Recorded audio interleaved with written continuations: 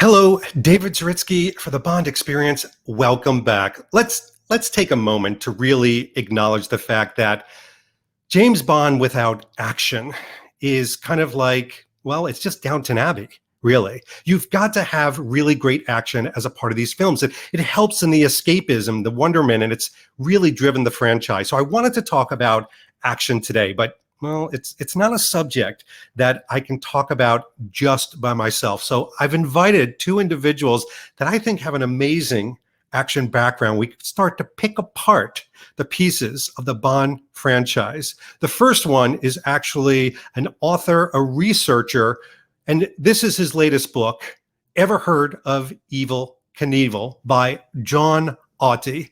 And our next author, who I'm bringing on, is not just an author, a doctor, and a podcaster, all-around Bond fan, Lisa Funnell, holding some incredibly pertinent books in what we're going to be talking about today. And so I'd like to bring them on board without further ado, Jon Auty and Dr. Lisa Funnell. Welcome. Hello. Hi. Now, by the way, short introduction, because I want to get to the meat of the matter of really talking about action with you. But John, what I've loved is you've made action and stunts a part of your research. Tell us a little bit about your YouTube channel. Well, the YouTube channel has been going. In fact, this year, it's 12 years it's been going behind the stunts. And it covers everything that is connected with action for film and television, whether it's looking at those individuals concerned who perform, or it's looking at the techniques and the science behind it and how it's evolved over the years. So there's a whole bunch of clips and all sorts of stuff going on there, but particularly of late, because of the book, I've been doing little shorts about each movie and breaking down certain action sequences and trying to explain how it was done then, and then you look at them in later films and think, oh, they've changed it. That's how it's changed. It's evolved over time. So that's my in at this moment. Your claim to fame. That's my claim to fame. Dr. Lisa Funnell, which I'll affectionately call Lisa for the remainder of this. But, worth noting the fact that you too, we've had great conversations, and you said what really brings you back to the Bond films is the action. And you've not only written about this, you've taught about this, you've podcasted about this. And I'd like to think that you're actually a supporter of action in what you do. Is that stand to be corrected, or? I love action films, and they're my bread and butter. Even before I studied Bond, I wrote my undergraduate thesis on masculinity in Arnold Schwarzenegger films. So I have talked about gender and action films because that's what I love to watch. And then, of course, I've talked about men, I've talked about women, I've talked about performance, and everything that John is saying. Like, I'm just fascinated by his approach. I can bring a particular lens, but I don't have the technical know-how, and I can't dissect a scene in terms of its component parts. So I'm super excited to talk to John today and see what we can come together. We can cross the streams here. Yes, that's my absolutely. Ghostbusters metaphor. I like that, though. That's actually a really good one. Well, we're going to start to cross the streams because here's what I'm doing today.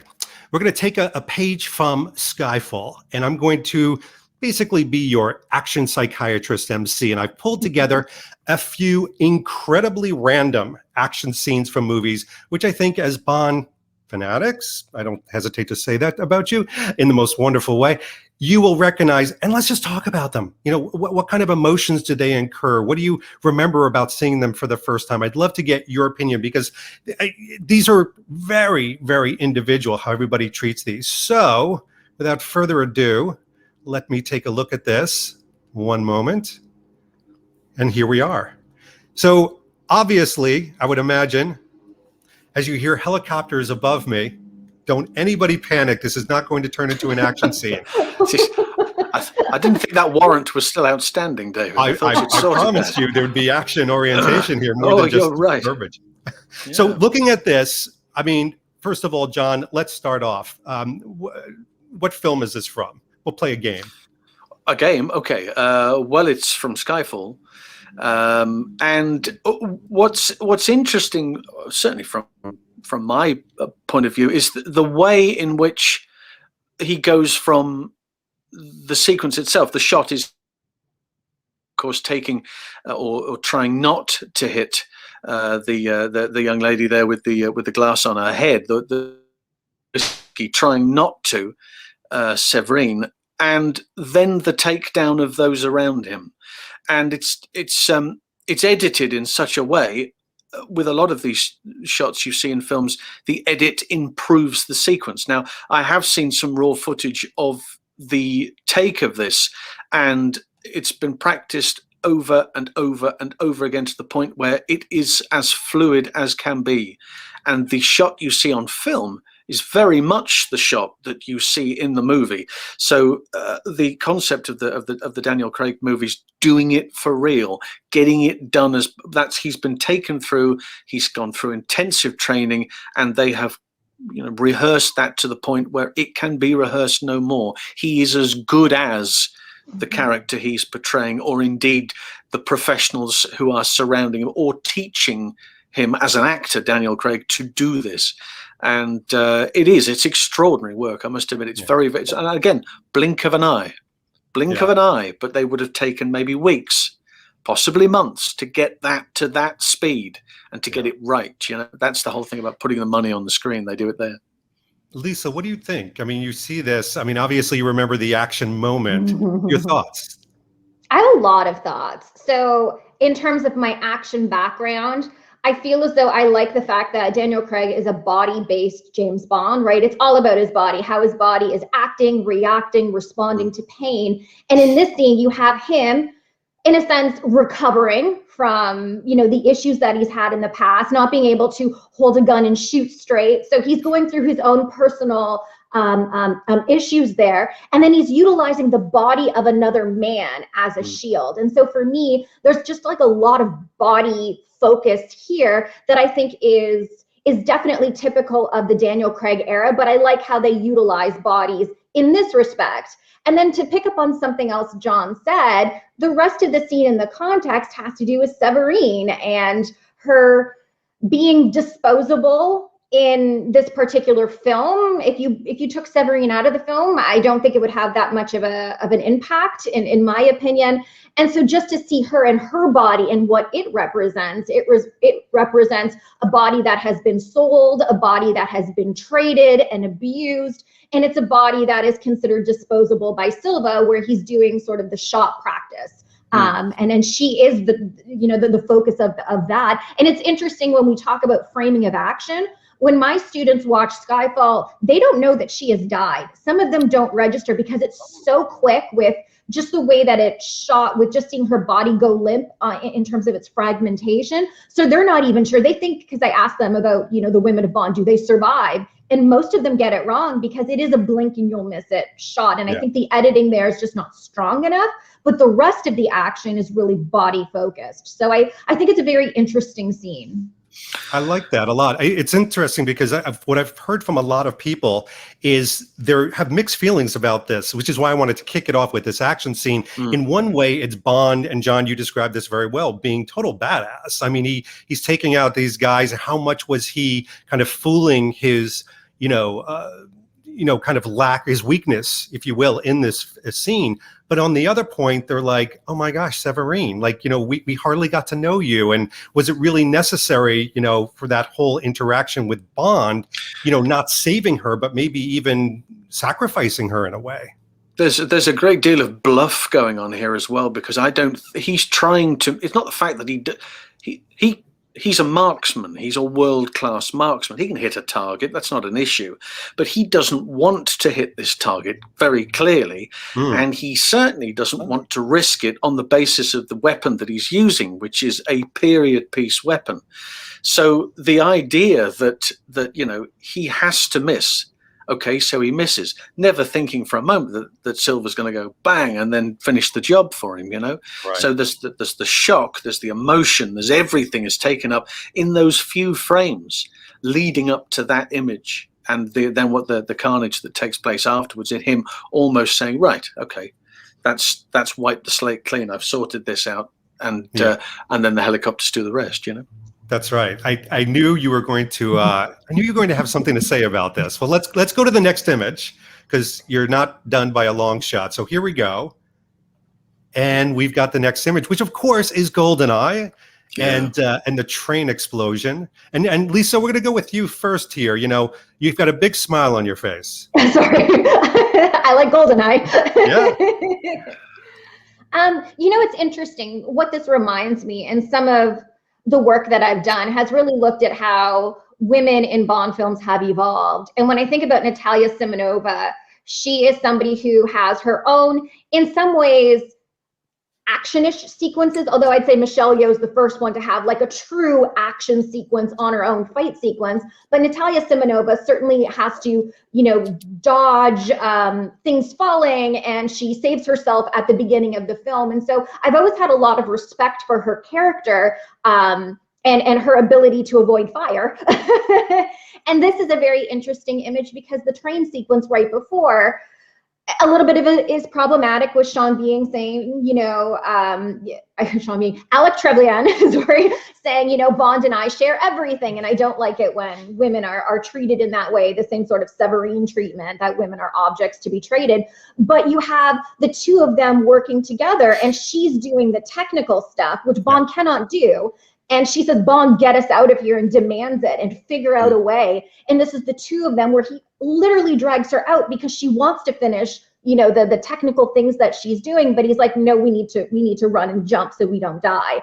And I love seeing both of these actors committing to the jump. Like, you look at her face, I don't know what Bond's doing, but I'm looking at her face and I believe that they are running, committing to that type of a jump. And seeing, when you see actors' faces doing action, that is a guarantee for me of the real, right? If you don't see faces, it's most likely a stunt person doing it. But in this scene, I just love both of their commitment. And this is, to me, is a true partnership. The two of them need each other, yin and yang. They cannot complete this mission without each other. So Lisa, I feel like you were in my head when I chose this, because I do feel there are some moments in the Bond franchise that really do show excellent partnership, both men and women together doing things. And I think this is like, we're using our skill sets. I'm using my gadget. I'm using my, thinking resourcefulness, and you're doing the tech skills, but also she's feisty as hell in this, and that face, I think, captures it perfectly.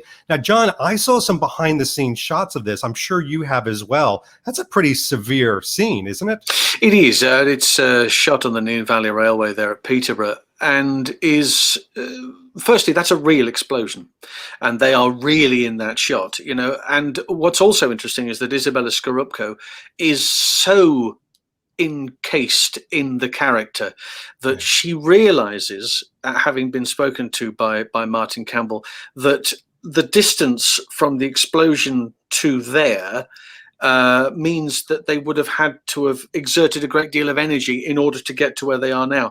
So that she is, for the following scene, so that the dialogue sequence, so that she has enough reality about the whole thing and is taking lots of deep breaths. She was running up and down the whole time before the take, just running up and down, and then eventually coerced Pierce into doing similar sorts of exercise. So running up and down so they could both do that dialogue with a little breath behind them. Now, of course, the first part of that sequence is them dropping through the hole and climbing out from the bottom. They've tried it. The actors have tried it. It hasn't quite worked, and Wayne Michaels and Tracy Edden have done it for them. So they leave the shot from underneath, and then the running away from camera is these two. And there's again another behind the scenes moment where that explosion is so graphic that debris is falling on top of the camera position, and a guy comes in and quickly whips away a flaming piece of board which has landed just on top of the camera, and the two of them are lying there, So it's very real, but Simon Crane, the coordinator, in conjunction with Martin Campbell, says we've got to get it real. We've got to do it for real. Let's make sure that they do it. And they're as committed as the characters are to get away from that explosion. Yeah, it's a very memorable sequence. There's no doubt about that. We'll put a link up because I do find it fascinating. And you're right. She's, sitting there to prep, jumping up and down and trying to get all sweaty. And he's sitting there at first, just kind of straightening his tie. Exactly, I know you got to look good, Pierce, but, get into the moment here for sure. Yeah. And by the way, oh, God, sorry.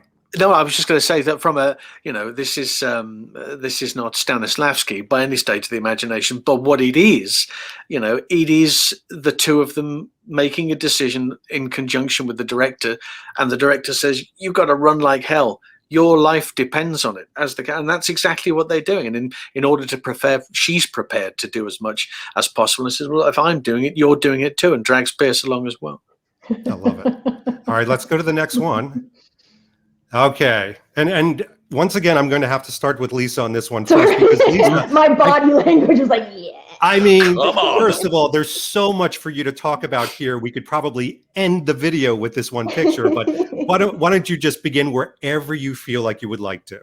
Well, we're going to begin with Michelle Yeoh, because Michelle Yeoh is an amazing bona fide action star in her own right. She, at this point, was a huge star in East and Southeast Asia. She's somebody who started with Girls with Guns films, somebody who demonstrated her ability with traditional Chinese weaponry. She had a background in dance and was great with choreography, but just her skill set is quite impressive to pick up the action style choreography. And then, of course, shifting into Tamora Never Dies, I've always read this as being just like taking Michelle Yeoh's character in Hong Kong action and transplanting it into James Bond, just because I feel as though the film can't contain her. Every time she's on the screen, my eye is attracted to her, whether it is the red coat or the action that happens. And with this scene, yes, the two of them are riding this motorcycle, and of course it takes two of them to do it. But when I think about the labor, the action labor, she's the one who's constantly moving from the back of the bike to the front of the bike. She's doing the physical labor while Pierce Brosnan's Bond is doing the driving, and driving is important. But she is somebody who has such a background in terms of stunt work that this type of action is what I love from her. And this type of action, I think, really elevates this scene. I love it. I loved when you discussed this. There's a podcast out there that I quite like, and I like the people a lot as well, Dressed to Kill podcast. And you had a great discussion around this scene where I didn't even know this, but I guess they were each told as actors separately that you're going to be on the bike steering it. And so that's why you had that real kind of go after it in a very authentic way. Is that true? That's the report that I've read is that was the direction that was given. And again, I love that idea of directing the actors separately, and that you have a true scene of both of them being like, wait a second, who's supposed to go first? And I think that it creates a very memorable scene. The two of them as figures in this movie are fighting for control. Who is going to lead this mission? Is it going to be Bond representing the UK? Is it Michelle Yeoh's character Wei Lin representing China? And how do we, in a sense, renegotiate in a post-1997 world with the handover of Hong Kong back to China? How do we renegotiate Hong Kong and British connections between these two figures working together? And I think that this bike scene is just a really good example. And just with clothing, I feel as though blue largely represents the UK as being sort of a traditional or typical uniform. So there's a lot of blue in the Craig era for a reason. Everybody wears blue in MI6. And then of course you have red being associated oftentimes, sometimes problematically, but with China in terms of their flag and stuff like that. So just throwing that all out there. John, do you gush over this action moment just like Lisa and I do? Well, I do for varying reasons. I must admit, I will touch for a moment on wardrobe. I'm going to go all Pete Brooker on you for a minute here, because the wardrobe is a very, very clever piece of wardrobe, and I'll explain why. It's almost impossible to ride a motorcycle particularly a motorcycle like this, the power of a motorcycle, with one hand, particularly, and that's why she's having to control the clutch with the other hand. But there's certainly for the action that is required, the speed that the bike is traveling at, which is why when the stunt doubles are brought in, Jean-Pierre Goy, who's riding the motorcycle, and Wendy Leach, who's the passenger, there are sequences where they are Wendy is holding that handlebar, and Jean-Pierre is controlling the bike. But there are other sequences where the wardrobe is such that he is wearing a blue shirt with a red sleeve from here down, and you catch it a couple of times. So consequently, she is holding her own wrist, not in this shot, but she is holding her own arm. So that's her arm coming over the top and her arm coming up from the bottom. So in the action sequences, she's holding on, and Pierce will be riding the motorcycle. For some of the physical shots, that's a shot where they are attached to a rig and they are being dragged through the shot. Therefore, she can physically hold on with one hand and he can hold on with the other. But in the actual shots themselves, it's a very clever moment where they've decided there's a simpler way around this. Let's just simply split the shirt in two. So from the elbow down, it's a red shirt, and from everything else, it's a blue shirt. So it's done cleverly. And of course, for those fast moving action moments, well, when Wendy has to move from the front of the bike to the back of the bike, or vice versa, that's done at speed. That's done at 40 miles an hour in a very short space of time, and the bike itself is incredibly powerful. Jean-Pierre Goy chosen because he's the only man really who has the ability to put that thing on one wheel rather, instead of two, and be able to perform the type of stuff that's performed. But some of the moments in the sequence, for instance, where Michelle Yeoh picks up a piece of metal from the side and knocks the bolt out from something, and these from a back of a trolley, right? That was her idea, thrown into the sequence. How about if I did this?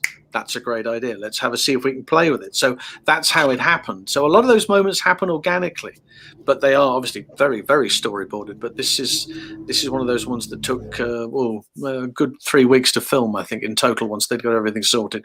But it's again, Vic Armstrong doing what he does best, those type of action shots. There's lots of shots from behind other vehicles, so you cover what's going on in front. You're covering it all up. It's very similar to the Octopussy pre-title. You get the car holding the upright and you put lots of people in front of it so you don't see what's going on. Similar sort of situation here. But again, a terrific sequence. That possibly a bit long, maybe, in the movie, the motorbike sequence, but it's great. It ticks all the boxes from what you want from an audience perspective. Well, I've got to tell you, first of all, I'm so happy I invited you both, because I feel like each one of these pictures could be its own video. You both have so much unique information, but that's the second thing too. We've got to go to the next one for sure. But I love this discussion so far. And well, here we go. Accidents happen, and they especially do with you. But John, we'll start with you on this one. Remember this? Do you remember this part? Oh yes, in Corfu, pretending to be Spain, and For Your Eyes Only, and of course Remy Julien, brought in by director John Glenn. That was one of his major casting moments as director. When offered the role, he'd been doing second unit, he'd been doing editing work, but he'd also been very aware of the wonderful presence of Remy Julien in Europe, and the type of motor vehicle gags that he was doing that just brought everything to a different level. You could have a relatively short, a very small budget picture, and you'd give Remy a moment in it to try and change it, and it would suddenly become the talking point of the movie. Well, here's an example. Bond arrives with that wonderful Lotus, and then it's blown up because the stunt coordinator Bob Simmons tries to break into it, and the car explodes. Well, here's a sequence where they had a number of things to do along the way. Remy suggested we turn it over, roll it down, make it indestructible. And of course, it's something that's often symbolized with French motoring, the 2CV, the Deux Chevaux. So it's got a state-of-the-art rig in there, the roll cage in there. He's driving in this instance with his lovely long wig that he's wearing. But interestingly, from this point of view, and this image particularly, this is a natural piece of road. This has not been created for the movie. This is as it is. The only addition is the market stall on the left-hand side of shot there, and the guy on the left-hand side with the hat, that's Greg Powell. Now, Greg Powell was the guy who literally just a few moments ago, chased Bond through the grounds and then was shot by Melina with the arrow. Now, he's standing there in a new hat and a rather exciting moustache if you see him in a further shot, but he's there for a reason, because the next shot you see is Bond and Melina getting out of the vehicle and the car being rolled back over. Well, for safety purposes, there needs to be somebody there to keep a control and make sure that the lead actor doesn't accidentally stick his foot in the way and the car land on his foot. Also, John Glenn creeps into a scene in that as well. So in the background, you'll be able to spot him as he's helping the car being pushed back over. But that's just the start of it. Then they switch roles. Then Melina steps out. You don't mind if I drive, do you? And in gets Roger. And all of a sudden, give us a push, and off they go. And then the chase starts. It's a 2CV. They're being chased by Peugeots. Not in a million years would you expect them to outrun them. But Bond's behind the wheel, so anything's possible. And she does give him that look as he handbrake turns the car round the corner. And she looks at him as if to say, how are you doing this in my car? I can't do this in my car. How are you managing to do it? So, that's the way that it plays. It starts sedately, and then it picks up, and it could be a car chase with any type of vehicle. Bond gets into any type of vehicle and makes it, one that cannot be caught, as in this instance. Well, so John, first of all, this video is now going to turn into, is there any action scene that John doesn't know everything about?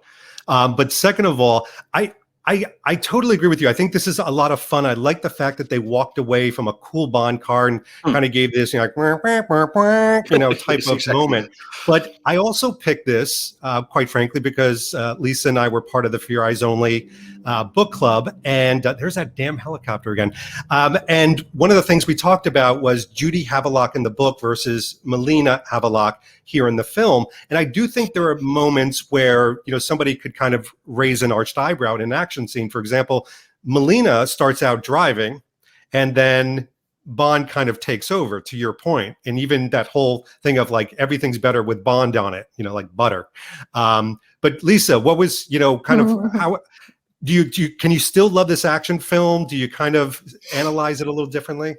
Yeah. So I think that our conversation from talking about this in the book club, from her having a sports car to having her show up in this car, I think is a huge way of just like, I don't want to say to put her down, but it definitely is a step down, because when we think about cars and car culture, Bond meets women and he gets excited by women who are dangerous drivers. And this is something that's been part of the Bond franchise before this. And it's something that's definitely there well after. And so for this to be her car rather than say any sort of sports car, I really feel as though it's a step down for her. And it reminds me of, was it Herbie or Kirby, the car that could like drive itself? Kirby, yep. Kirby, yep. Right. It reminds, I can't help but think of that in that type of a moment. And it's funny because we've talked about how serious this film is. This is probably the most serious Bond film in the Moore era, right? There's a lot of gags everywhere else.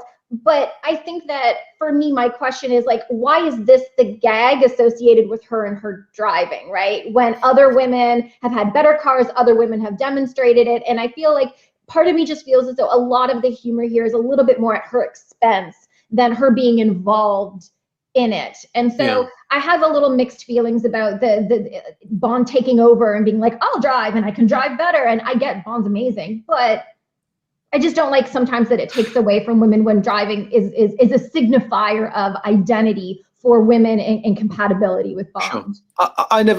Sure. There was a moment when I initially thought, having looked at it a couple of times, that maybe it was a hire car, because obviously it's supposed to be Spain. So she's come all the way from Corfu. And I thought, okay, well, maybe it's just, a cheap hire car. But then the moment when it rolls down the hill and she says, go backwards, forwards quickly. How would you possibly know that if that wasn't your car? I'd barely be able to start the thing properly. If I had a hire car, I'd be stalling the whole thing all the time. But she knows, go backwards, forwards quickly to get it into reverse. And it's column control. It's all a bit weird. So I'm assuming it is her car. But it's a good point. It's not as though, she's been given, the Jinx Jordan special. She's been given, this old thing. Do your best with this. But I suspect that maybe it's well loved, and that's why she's thinking, well, this is not something that I can normally do in this vehicle. Yeah. Well, let's do something. Let's put a little bit of wound cream, some salve, if you will, and go to this. Wound cream. Well, Oy, oy. we'll go to this picture and see if this makes up for kind of the Roger moment or not. But Yeah. Lisa, I'm sure you remember this from The Man with the Golden Gun. Lisa, you Like have it, love it. thought. I mean, it's Yeah. not Michelle Yeoh, but For me, it's a great moment. Yeah. You know, you have Bond stepping into and waking up in the karate school, in a sense disrespecting, but finding his way out of sort of like the customs. Bond is very much physically outmatched. He's not trained in karate. He's not necessarily formally trained to the same degree as people who have spent their entire lives training, right, at a particular karate school, right? And so you have him jumping out, and then you have, oh gosh, is it Lieutenant Hip? Yes. Yeah, so Lieutenant Hip, these are his two nieces, and Bond says, you know, stand back, ladies, I have this. And they're like, screw you. And they come forward and they pretty much kick everybody's butt. And it's a very surprising, unexpected moment. Possibly, I would say, more for, say, Western audiences.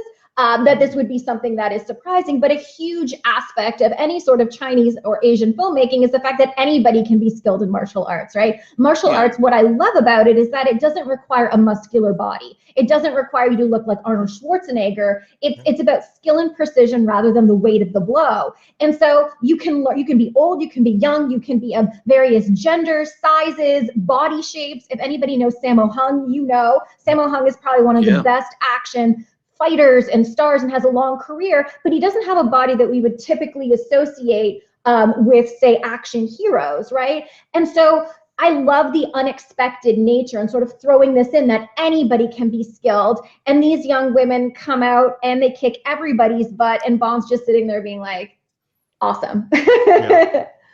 John, now, if you know the type of wood they used in the background, I'm not going to be surprised, but you must know this scene, of course. Everybody loves a nice piece of hickory. Let me tell you about that. Very good. I think it's a very odd sequence because you know, Hip turns up to help, and then at the end of the sequence drives off and leaves him to it. It's a very weird moment. Yes. I'm not quite sure what's going on. It's always bothered me slightly. The story, of course, the legend is that and I'm trying desperately to pronounce the young lady's name correctly. Veggicheva, I believe, is the young lady. Joey Veggicheva. She's the young lady on the left. Now, she wrote to the production and asked, to be considered for a role, and was given a role in the picture. Oh, wow. The other young lady is Yun Kyo. And she's an actress and was part of the Beijing Opera and studied there for many years with Hong Kong film stars who include Sammo Hung. You mentioned Sammo, and Jackie Chan and Yuen Biao, who of course made all of those terrific dragons pictures throughout the mid 80s. And the stunt arranger, the fight arranger for this particular sequence is a guy called Chin Yun Sang, and he's the guy at the end who gets thrown over the bridge. So he's the arranger for the entire sequence, and the sequence itself is very much directed around the two young girls because of their capabilities in martial arts, and the humor of the whole thing, I guess, maybe based around the fact that Roger says, "Don't worry, girls, I'll sort this out," and then realizes that he can't really sort this out because these girls are way superior to him dealing with all of this. And these type of fights, again, a lot of moves, possibly slowed down just a touch. You'll note, of course, from a lot of those Jackie pictures and Sammo Hung that many of these fight scenes would have been sped up. It gives the impression of being sped up, but they're not. They rehearse them slowly and then they pick the pace up during the fight. Well, here they've maybe just made it as appropriate as they possibly can. I think a lot of the guys who were being the subject of this fight and being on the receiving end of many of these blows had to think a double quick time, because they know that there's a shout coming from over there and then she's coming from over here, and we have to react accordingly. But the fight itself, although has a humorous edge, is actually a very important moment for women in the film and women in the franchise. I think that out of nowhere, you've suddenly got the hero and he can't do anything in this situation. He's not capable of being able to look after look, I'll stand back, girls, I'll look after. He can't.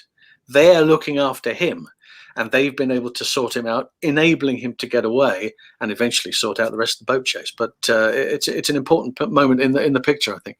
I love it. I love it to this day. I think it's fun. And to your point, maybe even important because, it's Bond literally saying, stand back, pushing them back. And then they in turn push him back. Indeed. And to me, it's this great representation because you could really, wax poetic for a long time about how much that's been represented in the movies. But from an action standpoint, something very special is going to happen. You get that anticipation of, wow, this is going to be something very big. And it is. Mm-hmm.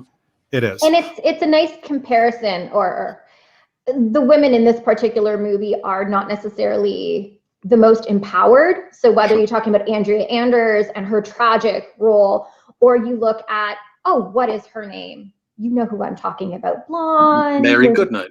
Mary Goodnight. Yeah. Mary Goodnight is not very empowered, and Mary Goodnight makes a lot of mistakes throughout, and she's the leading woman. And so to see these women be in contrast to that, being sort of capable, competent, confident, and able to take care of the job, like you say, I think it's a very important moment. But for me, as somebody who loves diversity in film and loves seeing specifically Asian women in film, I think it's an important moment to showcase the capability of Asian women in cinema as well. And Lisa, I don't necessarily want to go backwards, but I will say this. What I loved about too is these two women, who are clearly the most capable women in this film, are not sensualized, they're not sexualized. And I felt that in Tomorrow Never Dies, although I love that. I mean, it literally makes my top 5, which just makes people cringe. I don't know why. But Michelle Yeoh, I feel like the thing at the end with her and Bond was A, unnecessary, and B, felt a little out of place. Like I almost didn't want her to be centralized in alignment with Bond. How do you feel about that? I am 100% with you. I think that there are some instances where it's forced. And I think Melina Havelock and Michelle Yeoh's Wei Lin are two examples where romance is just part of the character, and yet it doesn't actually fit with any of the storyline and any of the chemistry or imagery that comes before. And when we think about Asian women are often stereotyped, and they tend to be stereotyped in relation to white men. So there's positive and negative stereotypes for Asian women. You have the lotus blossom stereotype, where you are presented in Western and specifically Hollywood films as being more servile, but you're being exoticized for your relationship to the white male subject. And then you have the dragon lady, who is presented as being more cunning, more aggressive, and she's vilified because she takes him away from his mission, and she sort of claims some of his power. But in both cases, Asian women are being defined in relation to their sexuality. And that is a dominant representation that is out there. So to see imagery where that is not the primary focus, right? Where that's not like their identity, when you're essentialized, you're boiled down into certain qualities and characteristics. And when sex and sexuality are not that for Asian women on screen in the 1970s, that matters. And I think that is my anger when it comes to Tomorrow Never Dies, because Michelle Yeoh's character is not presented as being sexualized or fetishized. Her body's not placed on display. She's somebody who's very action-oriented. She's someone who's incredibly beautiful, right? She can be incredibly beautiful, but she doesn't always have to be placed on display. And I felt her character totally circumvented sort of this notion that the Bond girl is a predetermined sexualized role. And then you throw in the end, and I always think of Aki from You Only Live Twice, who says to Bond, like, I will be happy serving under you. And so to see Michelle Yeoh's character literally under Bond, it always reminds me of that. And yeah, I'm not a fan. So everybody watching this video that clicked on the thumbnail for action, they're like, this just got deep. Really? John, we're going to have you back when Lisa and I host the sensuality of Bond. Cool. By the way, this next image, so the next image, before I even bring it up. Is there a disclaimer here? It's not a disclaimer, but I'm almost thinking, being Bond fans, you could almost guess from my description of what it's going to be before it comes up. This action scene gets dinged a lot for pacing. What do we think the action scene is going to be? For pacing? Oh, I see. It's slow. It's presumably underwater, is it? It is. Welcome to Thunderball, everybody. Correct. Anything else? And this isn't really about anything other than, you know, I enjoy this scene to date still, but for many people, and for some reason, I find, and I'm not trying to do any ageism here, but especially for younger people that are used to, you know, that type of input and action being something that doesn't create static moments. Like, I don't want to see a body slowly falling. I want to see just pure adrenaline. But Jon, talk to me about this scene. Well, I mean, the scene itself, you know, a majority of Thunderball is set underwater, and the concept of having to create action means that particularly divers like this and the team that were put together had to create dirt dives the way that skydivers create a dirt dive. They work out the routines on dry land. Everybody knows where they need to be. They go in the water, they recreate them. Now, you have to do that to a certain point here. The pacing of the movie, particularly looking at 1965, you can't speed the frames up. It makes it very obvious that's what you're doing. There has to be a moment of calm underwater, chaos happening above you, but below it's calmer, and then this happens. Well, it's not going to be as frantic as it would be on dry land. You know, you have to take the ocean into consideration. The ocean itself plays a major character in this. Do the same people who think that this is a bit slow and dull say the same things about Jaws, which you don't see the shark for an hour, you know? Everything is just suggested here. Well, maybe the underwater sequences could have been suggested more. I don't know. I think that the initial meeting with Domino, I think, is rather lovely. And the fact that they are in this place together, and he's saved. She's got her flipper trapped between the rock, and then the conversation starts. But the end sequence, very simply, has to take place, a large proportion of the picture, underwater. Compare this to Never Say Never Again. Does the pace of the movie change? Yes, it does slightly. They do tend to add in additional shots. There's shots of the what's it called, Tears of Allah, happening at the same time as some of the underwater sequences, so they're blending together. But I've always been a big fan of Thunderball. Thunderball was always one of my. It was the first movie I owned on video cassette in the and so I played that to death. But the underwater sequences I like very much. But I can understand why people think that it needs to be sped up a little, perhaps. Lisa, how do you feel about this pacing? Is it connect for you, or you're just kind of like, ugh, where's the fast forward? When you say that, I feel like I'm such a bad film professor because I watch it at 1.5 speed. Is it? Wow. Now I want to see what that looks like. Is it more fun? It's a little bit more dynamic, and it has to do a lot with like the development of action filmmaking, right? We're talking here about 1965, where this is a film that is really a precursor to the development of blockbuster action filmmaking, right? It is showing us a big action sequence.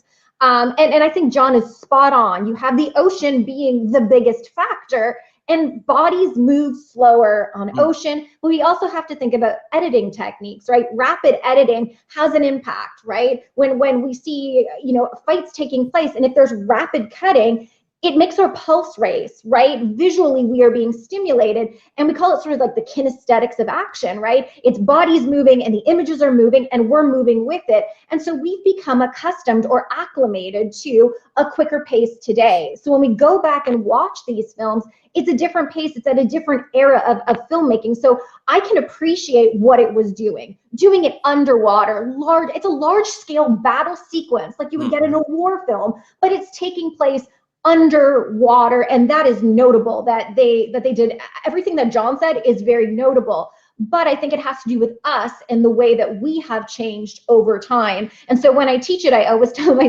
students 1.5 speed is your friend, but we have to be able to appreciate what is going on in this film and all of the underwater sequences. And Jon is right. Like, it's not just this. Bond meets Domino Derval underwater. Bond makes love to Domino Derval underwater, right? Water has always been a huge feminine element as well. And so I think that And I always get asked about bikinis and stuff. Like, how do you feel about it? I'm like, it makes sense in Thunderball because it's friggin' hot and everything takes place underwater. So I expect people in bathing suits. So I don't see that as being sexualization. I see that as being like, everybody there is going to be in a bathing suit. Yeah, so practicality in reality. Yeah, it's practical. And so I think that there's just a lot to appreciate in this particular film, the way that water is being utilized. Yeah. The only thing though, John, and I don't know if you know this, and my question is like, the very end. So I love the fact that Domino shoots the villain, but then like the way that the image is projected as it's hitting the rocks, to me has always seemed like it's terrible, and that's sped up and forward, and I always felt like that ruined the You know that ending somebody on the set has said 1.5 is your friend here. Just shove the back protection on really quick. It'll be fine. It does. It's out of context, isn't it? Yeah. You know, they're doing this, and it's the boat's clearly not traveling at 150 miles an hour, and yet it does give that impression. And the impact from the boat itself, or the model itself, as it hits, no, I think it is a boat, as it hits the rock, it's never that fast. It has been sped up, but you know, and the music's pumping, and they're getting that adrenaline going, and you know, they're thrown out of the boat, and there he is at that last moment. I think they're just trying to increase it along. But I'm very keen on seeing how many movies I can start to watch at 1.5 or faster before it gets to the point where I have to go, oh no, wait, I have to stop this and put it back to normal again. But that's an interesting point. I hadn't considered that before, but I'll try it. I'm going to give it a go and see what it's like. I have a DVD player that allows me to listen to the sound at 1.5. Oh, you do? Oh, wow. I just wanted to throw that in. Like, so it's like Chipmunks then too. When does it get to Chipmunk stage? Yeah, exactly. Yeah. Alvin and the Bond movies. But one of the things I think is very interesting is just looking at this from a historical standpoint and understanding that action pace and action, you know, what we consume as an audience has changed over time. And you two could not have set up the next image better, because it is a who's done it better. And it's a very unfair one in some ways, but we have two train scenes. Oh, dude. We've got From Russia with Love, and we've got this film called Spectre I've heard about. And you've got two train scenes with our nemesis and Bond. And let's talk about it. Who's done it better? Who wants to go first here? And why? Well, I mean, Lisa, do you mind? Can I just dive in here for a second? It's not so much who's done it better, but I think let's look at the comparisons between the two. Firstly, from a train building perspective, which always concerns me. In 1963, when they're having that fight on there, it's rigid, it's solid engineering. You know, you don't get the entire train carriage falling apart when somebody falls into it like you do in Spectre. This bothers me slightly from a general health and safety point of view. Having said that, from a technical film perspective, they've applied both lessons to both sequences.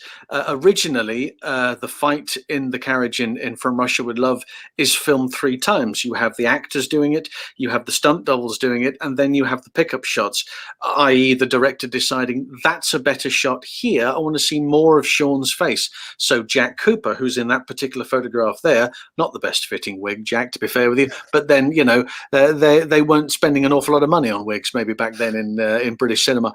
But these are the type of shots I want to see more of Connery's face. Okay, no problem. When you compare it to the Spectre fight, again, the actors would have done it, the doubles would have done it, and you'd have had those pickup shots. But there's a great deal more of the two actors going at it in this sequence. There's more to do. There's more space to cover. They're not only staying in the dining car, they're running through to the mail car as well, and the baggage car. So there's a lot more distance to cover.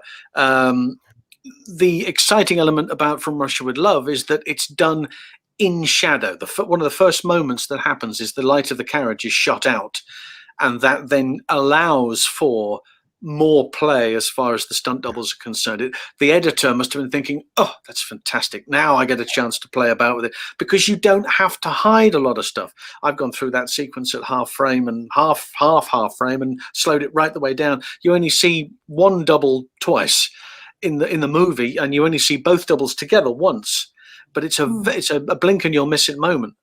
Whereas in the Spectre fight, there is, when you see people falling through, when Bond is falling through this, or the other guy's been set on fire, it's very clearly the stunt double. There's no CGI work there. They haven't done face replacement in that fight. Only a couple of times in the movie they do it, and there is a photograph of the stunt doubles with dots on their face from later on. But that fight there in Spectre is more of the actors than certainly the train fight. Which one do I prefer?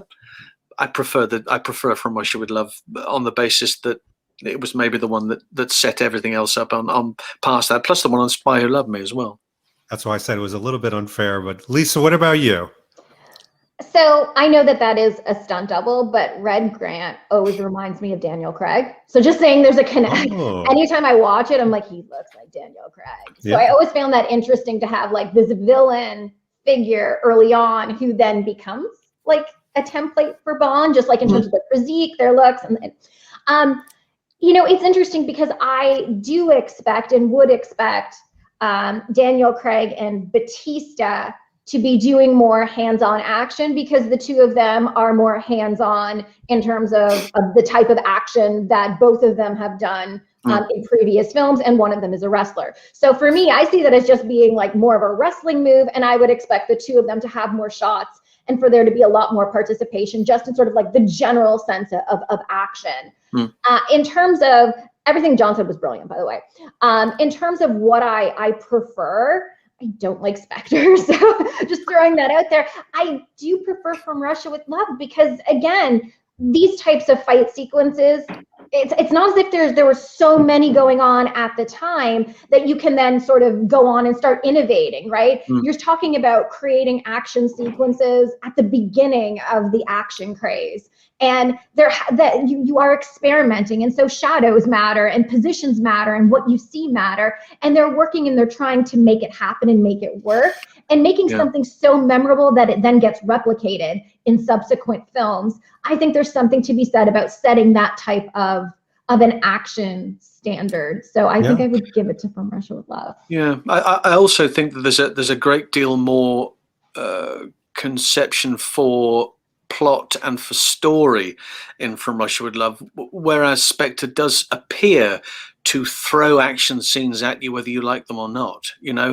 We've got the dialogue that's happening between Bond and Swan at the dining table. There's almost none of it at all. You get to that stage and all of a sudden there's a fight.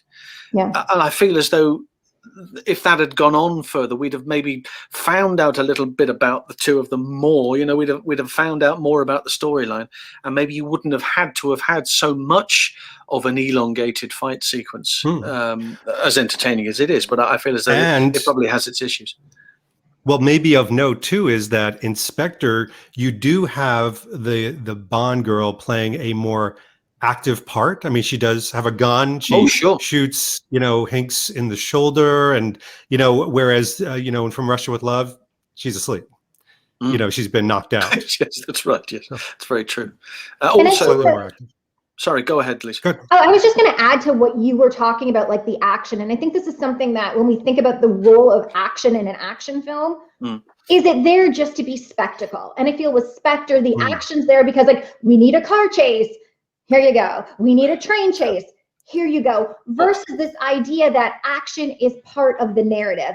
Action is also telling a story. It's bodies in motion telling us and giving us a narrative from start to finish. There has to be a purpose. And I feel as though there's a purpose in the first film. In this film, and I just don't think there was a clear narrative in Spectre. I think there were a lot of ideas and concepts that were not braided together. But we have to ask that question, like, is there a purpose to the action that we are seeing other than spectacle? And, let's blow up something in Spectre and make it the biggest explosion and not film it very well. And it's just like, that does nothing for me, right? That's just a lot of like environmental destruction that just happened. Very weird. But you do see, how many movies have you seen that all of a sudden there's an action scene and you think, why? Oh, I know, because they've run out of plot, or they've run out of script, or, we have to fill 6 minutes. So you can see why it happens.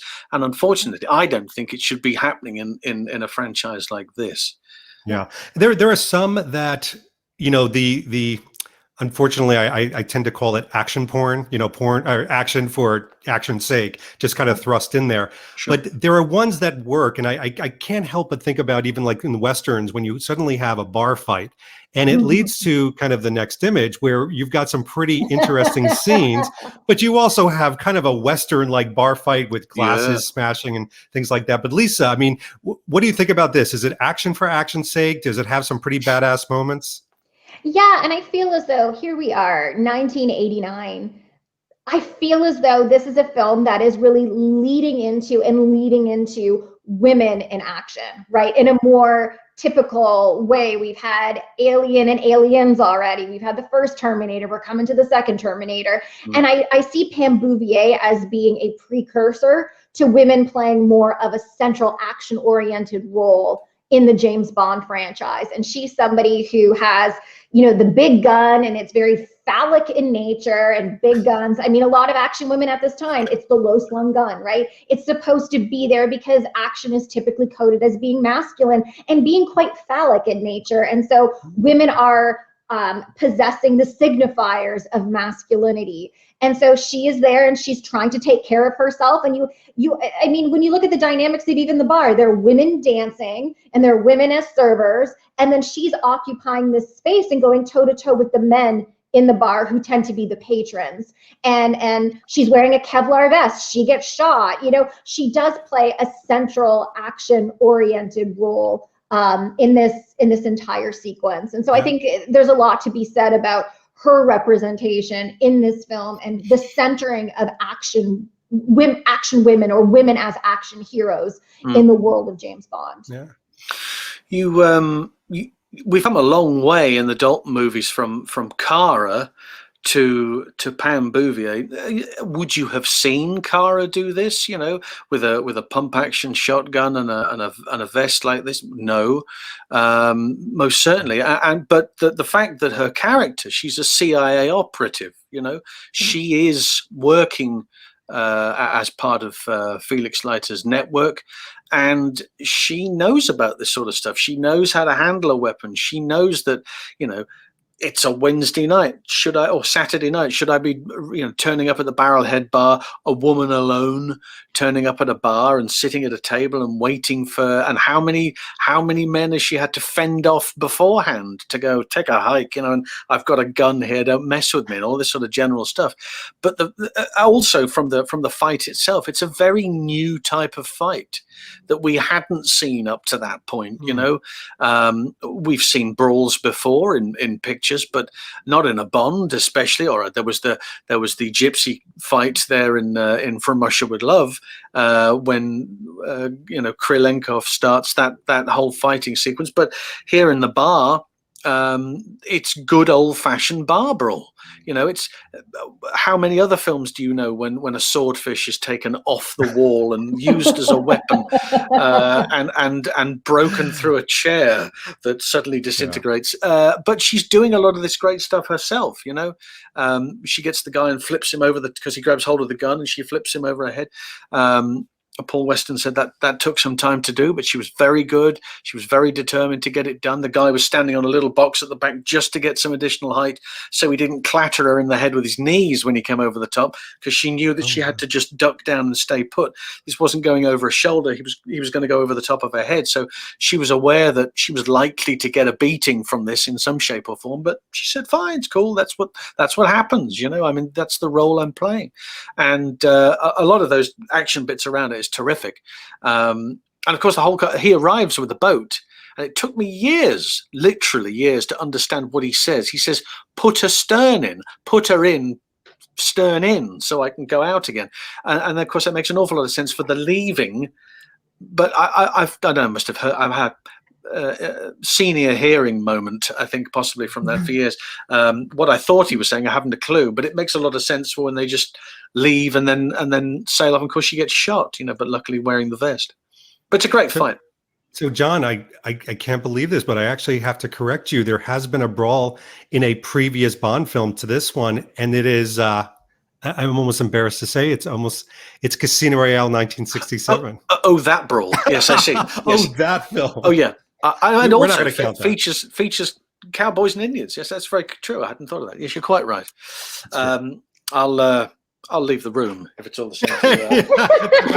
Sorry, guys.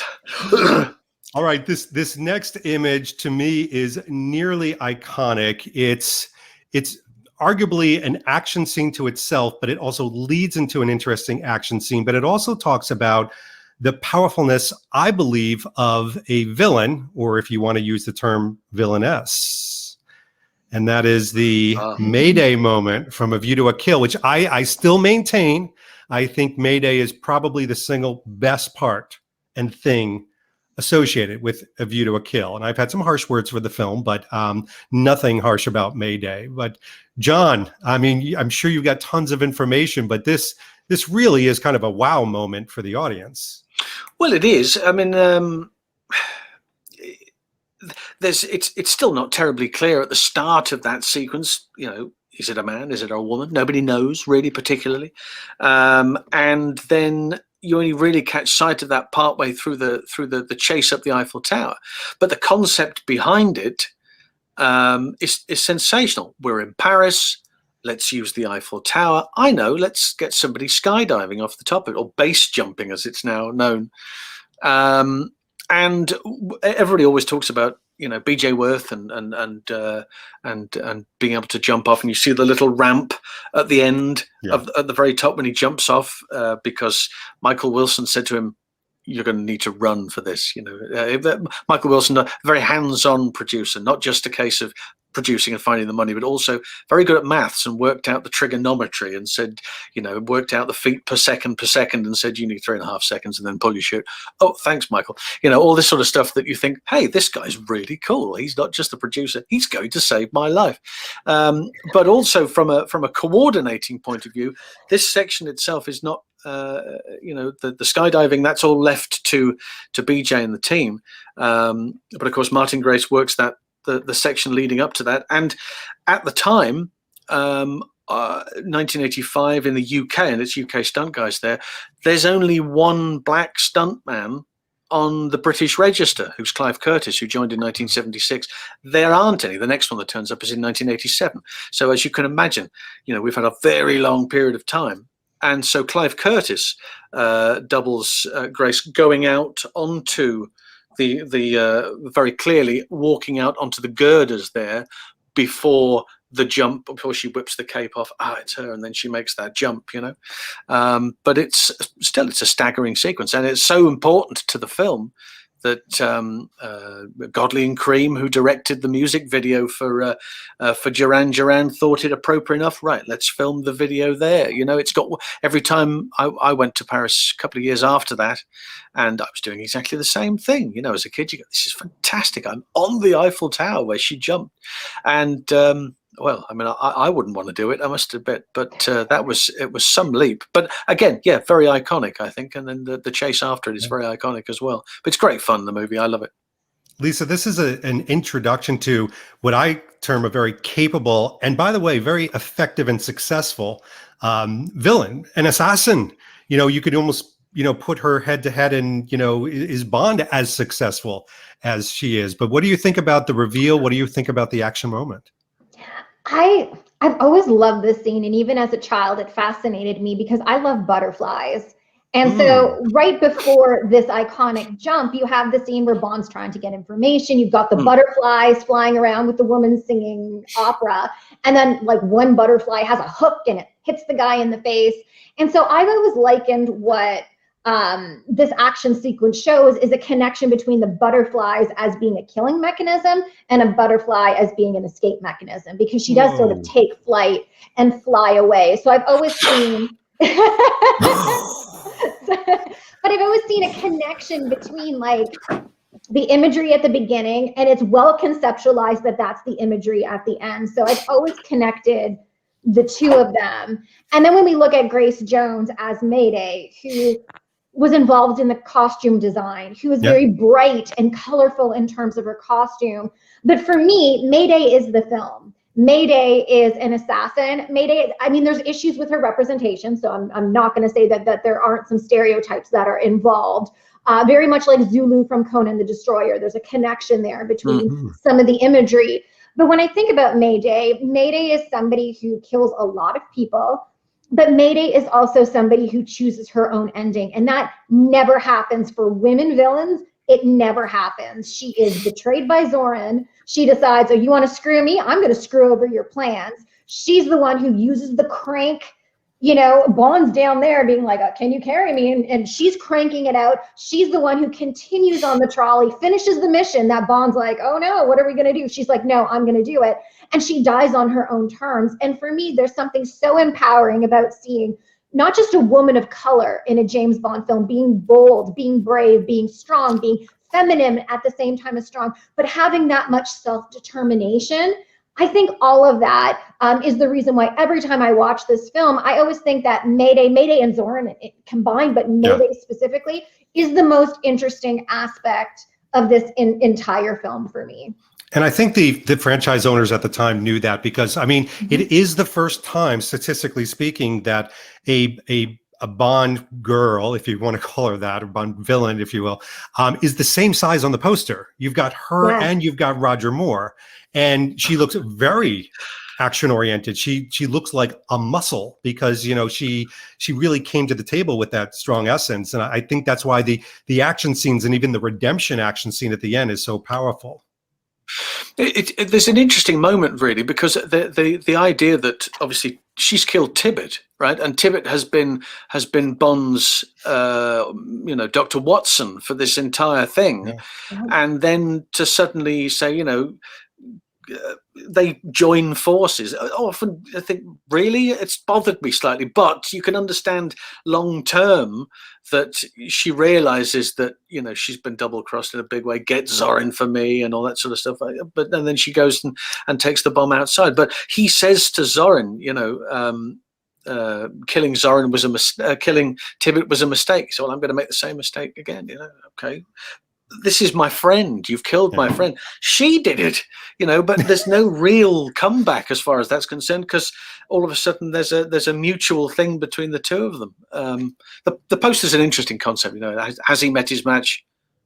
No, but, you know, I think if she took him outside, she'd give him a really good hiding. I mean, there's no doubt about it. He wasn't in great shape back then, was he? But that explains your question as to why there is no conflict between them at the end. No, exactly. Put Mayday and Bond together, she would kick his butt, and so I think that she's just she's set up as being physically superior. And there never is any sort of like Bond redemptive justice in this film. No. She gets away literally with murder and chooses her own exit to the film.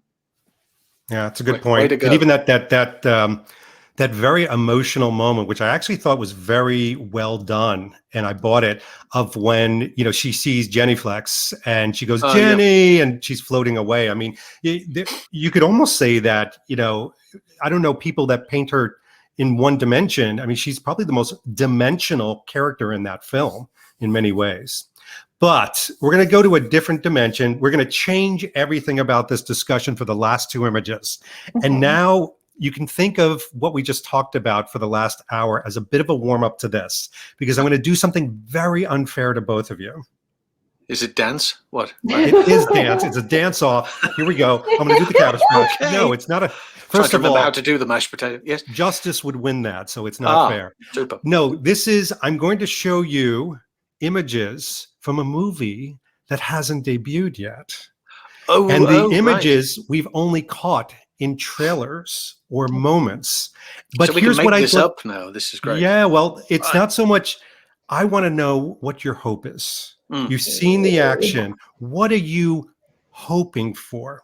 Maybe what you're expecting, but what are you hoping for? And here's the first image, which we've seen in several of the trailers with this character. And Lisa, I'll let you go first. Well, first of all, when I see this image, I think of the dress of Anya Amasova from The Spy Who Loved Me. So that's my first notion, that there's some sort of connection there, that she is going to then be an ally agent. The fact that this is the only image we have seen of this particular woman and character tells me that she's probably going to play a minor role in the film, that we might only get, say, one scene with her. But the idea of showing me a woman double fisting machine guns is always an exciting prospect. And I think about, dresses, and there's a feminine image, and of course Charlize Theron in Atomic Blonde. Like, I'm just hoping that she has a real like kick-ass type of role, where she looks a particular part. And oftentimes there's this theory, Marianne Doan's theory of the masquerade of femininity, that oftentimes women wear their womanliness as a mask to hide their possession of, say, traditionally masculine qualities. And so even Michelle Yeoh in some of her Hong Kong films would appear, intentionally girly, and then like turn around and roundhouse kick a guy, right? So put him off guard, and then sort of come in for the kill. And I'm wondering if that's something that we will get with her, where she has a very particular image. She looks very feminine and beautiful, and she is a beautiful woman, and then turns around and picks up the 2 machine guns and offers Bond the backup that he needs on his mission. So yeah, and I have to tell you, you've given me now my thumbnail title. It's going to be Double Fisting Machine Guns.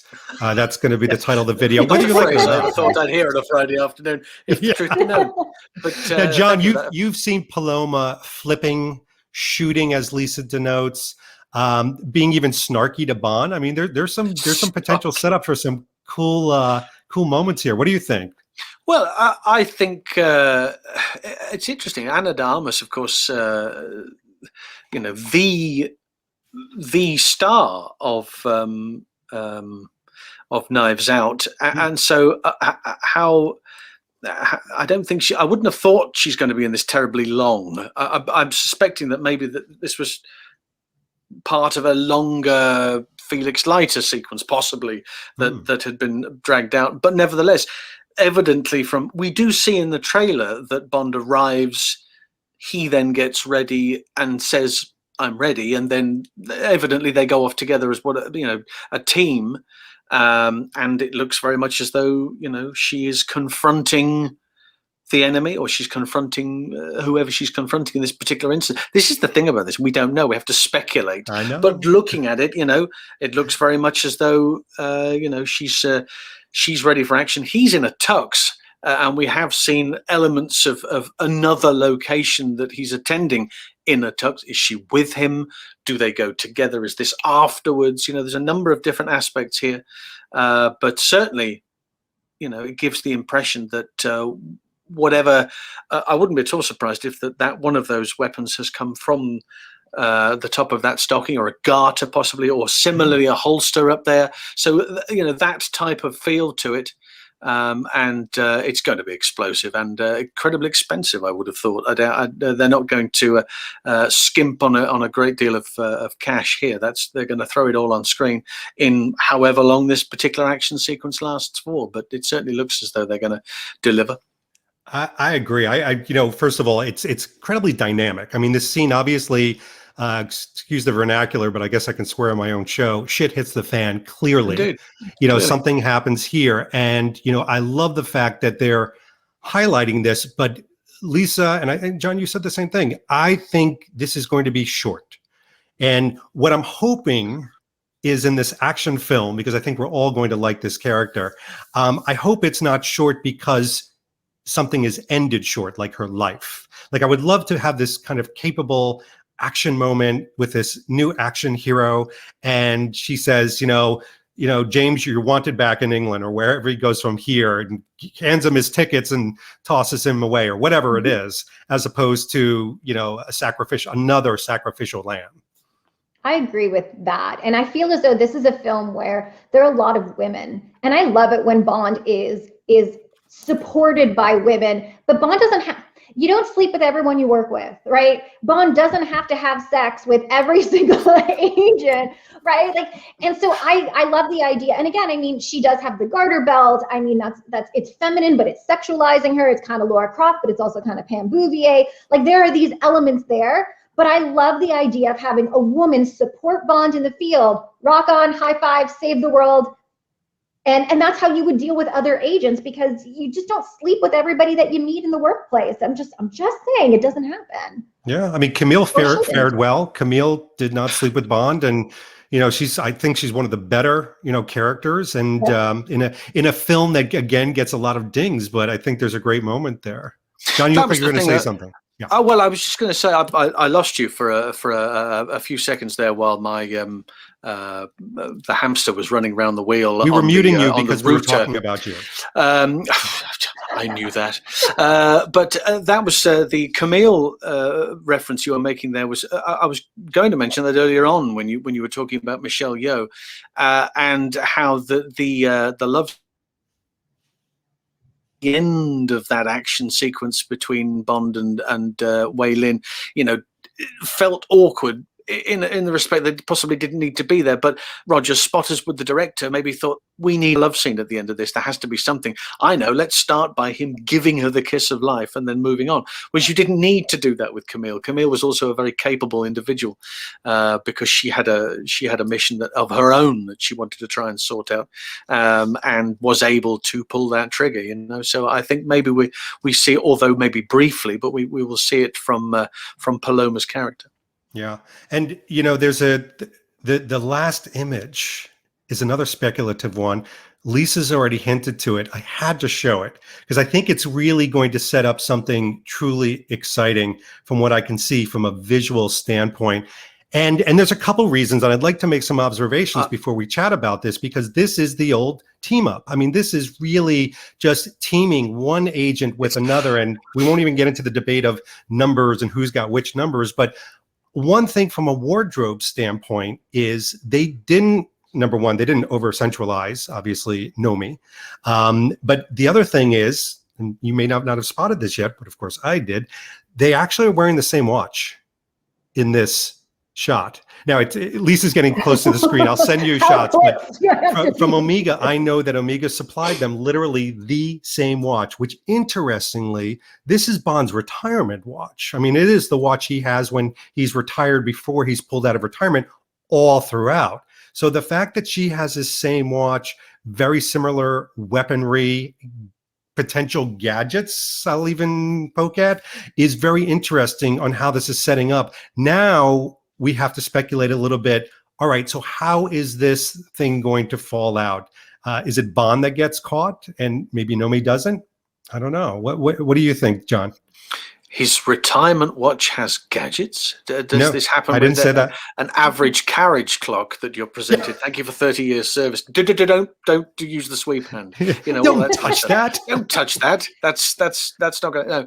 No. Well, I mean, what am I looking at? I'm looking at a sequence here that it looks like the end of one of those movies where they said, right, we need to go in and sort this out. Let's go and get the guy out. And, they're all dressed the same way. It's an episode of the A-Team, or it's that type of thing. It's where everybody now has to get inside the, whatever it is they're inside. For you to suggest that they're all wearing the same watches suggests that that's significant, that, maybe these watches are, they can communicate with each other through them, or whatever they can do, or they can locate wherever they're trying to go for. There's a lot of serious hardware going on, and it's the type of thing I think that only time will tell. But the set itself is clever enough that there's lots of hiding areas. There's lots of places where there can be ambushes and various other bits and pieces. What am I looking for? I'm looking for a good old-fashioned boiler suit fight at the end of the movie. Whether I'm going to get one between the guys in the red boiler suits and the guys in the expensive sweaters, I don't know. But we'll have to hope and find out. But it looks as though that it's preparing for trouble. Yeah, Lisa, your hope for this action moment. I like John's.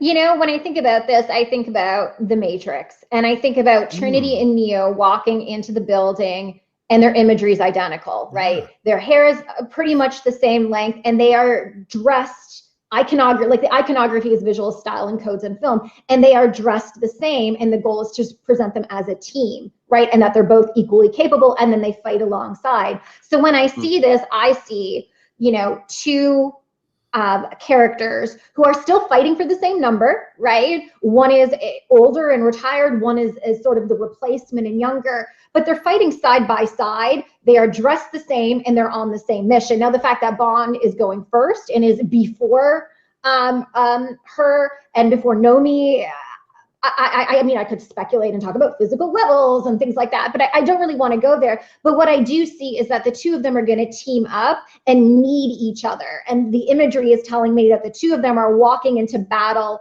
together, and whether they stay together or they fight separately and come together again, I don't know. But it tells me that they're both going to be presented as capable, competent agents in this film, and I don't know how it's going to end.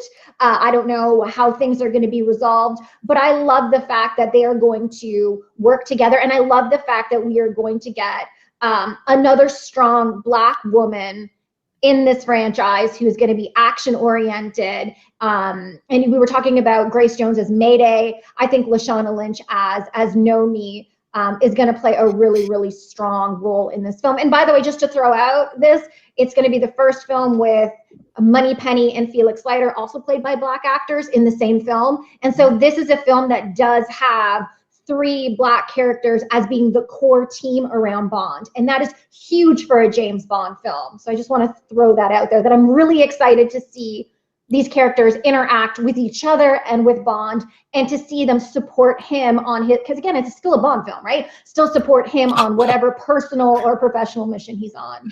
Well, yeah, I see that. I also think, just for the purpose of why he's going up the stairs first, the barrel of his gun is longer. If she goes up and he stands that close behind her, he's going to poke her in the backside. So it's probably simpler that he goes up first, I think, just from a general logic perspective. That's actually a really good point. I didn't even think about that. Well, now, so we have to kind of roll this back, because we are at the end of this discussion. We just talked about action that we don't know is fully going to be playing out, but I think that's the excitement of this. But first of all, I want to thank my co-hosts to this discussion who brought so much, including some mind-blowing information. John and Lisa, thank you so much for joining in this. You're very welcome. It's been great fun. Butterflies. Oh my goodness. I'm going to have to I'll never get over that. study my lepidoptery much more. This is ridiculous. But yes, no, it's been great fun. Lisa, thank you. Oh, and thank you, John. I mean, you've given so much food for thought and so much insight, and my knowledge and understanding of James Bond has grown simply from this conversation with you. Great pleasure. And we've made a promise that we're going to bring John and Dr. Lisa back for the Bond sensuality video. So we'll get on that right away. But in the meantime, this has been David Zaritsky for the Bond Experience, and we'll see you all real soon. Take care. Bye.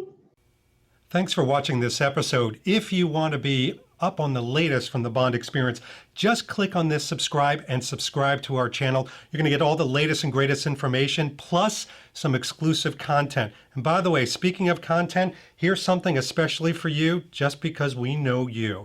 Talk to you soon.